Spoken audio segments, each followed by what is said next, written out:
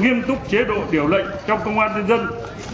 Các đồng chí luôn năng động, sáng tạo trong nghiên cứu, xây dựng giáo trình, giáo án, tài liệu, phương pháp huấn luyện.